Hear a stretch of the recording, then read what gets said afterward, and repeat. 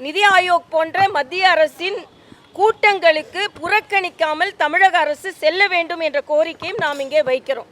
அதே போல் பல நிறுவனங்கள், 3 நிறுவனங்கள், அதாவது சிறுசேமிப்புத்துறை, 3 துறைகள், சிறுசேமிப்புத்துறை, ஓய்வூதியத்துறை, தமிழக அரசின் கணக்கெடுப்பு துறை, இந்த 3 துறையையும் இப்பொழுது இணைத்து அந்த துறைகள் இல்லாமல் ஆக்கி இருக்கிறார்கள். ஆக ஓய்வூதியம் என்பது, பழைய ஓய்வூதியம் என்பது இன்று அரசு ஊழியர்களுக்கு ஒரு கனவாக இருந்து கொண்டிருக்கிறது.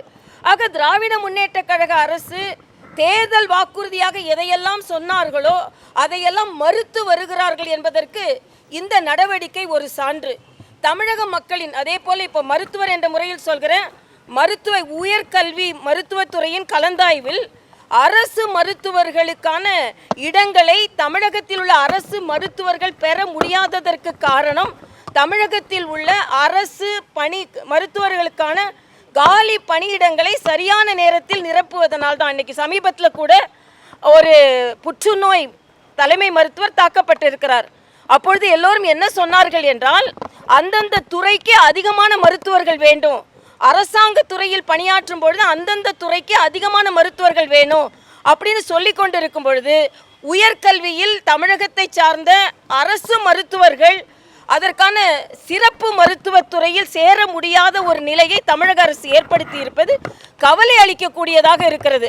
தமிழக அரசின் காலி பணியிடங்கள் நிரப்பப்படாததால் தான் அரசு மருத்துவர்கள் அதிகமாக சிறப்பு துறையில் சேர முடியாமல் போனது என்பதையும் நாம் ஒப்புக்கொள்ள வேண்டும்.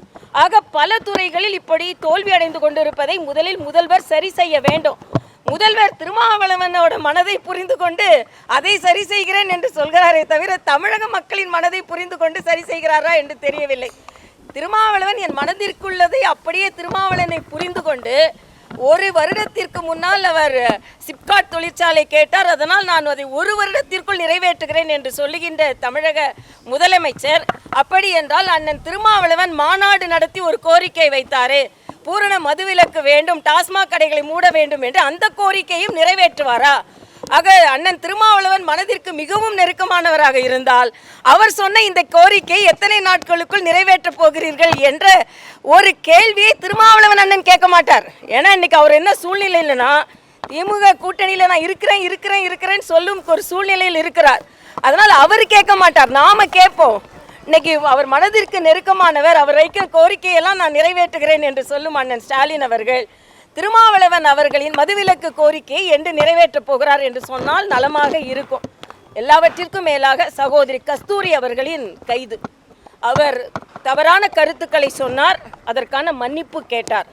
ஆனால் அதே நேரத்தில் அவரை ஒரு தீவிரவாதி போல தமிழக காவல்துறை நடத்துவது சரியான நடவடிக்கை அல்ல என்பதும் காங்கிரஸ்காரங்க கேட்க மாட்டாங்க. அவர்கள் மாவட்ட தலைவர், திருநெல்வேலி மாவட்ட தலைவர் கொலையுண்டு இத்தனை மாதங்கள் ஆகிறது, அந்த கொலையாளிகளை இன்னும் கண்டுபிடிக்கல.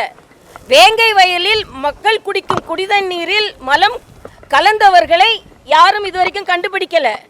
எவ்வளவோ பிரச்சனைகளில் உள்ள தீவிரவாதி குற்றவாளிகளை கண்டுபிடிக்காமல் கஸ்தூரி அவர்களை தீவிரவாதி போல ஒரு நடத்துவது என்பது நீங்கள் பாராபட்சமாக நடந்து கொள்கிறீர்கள். கருத்து பகிர்வில் கூட சில பேர் கருத்துக்களுக்கு தீவிரமாக அவர்களை தண்டிக்கிறீர்கள், சில பேரை அவர்கள் அப்படியே விட்டுவிடு. ஒரு மருத்துவர், ஒரு நடிகை கூட, திரைப்பட கலைஞர் கூட ஒரு மருத்துவர் மீது அவர் தவறாக எங்களை பற்றியெல்லாம் பேசினார் என்று புகார் அளித்தார். இன்று வரை அவர் மீது நடவடிக்கை இல்லை. ஆக பாராபட்சமாகத்தான் இவர்களது கருத்துரிமை பாதுகாக்கப்படுகிறது என்பதையும் நாம் இங்கே வலியுறுத்த வேண்டும்.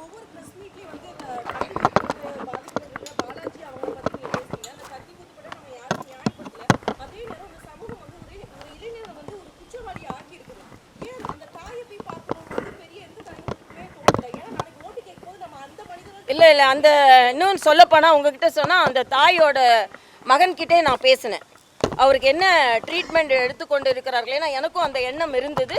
நான் அந்த தம்பி செஞ்சதை நியாயப்படுத்தவே இல்லை. அந்த தம்பி நிச்சயமாக அவர் ஒரு ட்ரீட்மெண்ட் எடுத்துக்கிறாங்க. அவங்க அரசாங்க மருத்துவமனை மீது அவர்கள் நம்பிக்கை இல்லாமல் அவர்கள் மறுபடியும் அரசாங்க மருத்துவமனைக்கு வர மறுக்கிறார்கள். ஆனால் அவர்கள் மறுபடியும் சிகிச்சையை தொடர்வதற்கு நேற்று அவர்கள் தனியார் மருத்துவமனையை அணுகியிருக்கிறார்கள். அவர்கள் சிகிச்சை மேற்கொண்டு வருகிறார்கள். அதையும் நான் கேட்டு தெரிந்து கொண்டேன்.